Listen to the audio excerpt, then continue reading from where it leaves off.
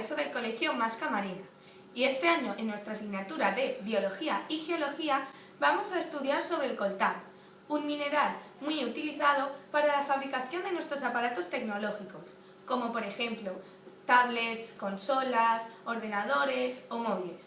También nos informaremos sobre el gran impacto tanto humano como ecológico en los países en los que se extrae este mineral.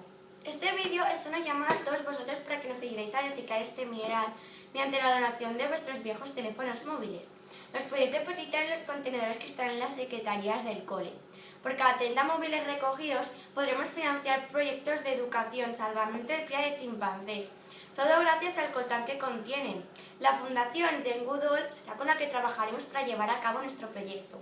Además, el proyecto lleva asociado una campaña de apadrinamiento de chimpancés, unos animales muy afectados por la explotación minera de este mineral. Get involved with the jungle! Movilízate por la selva. Movilitza't per la selva!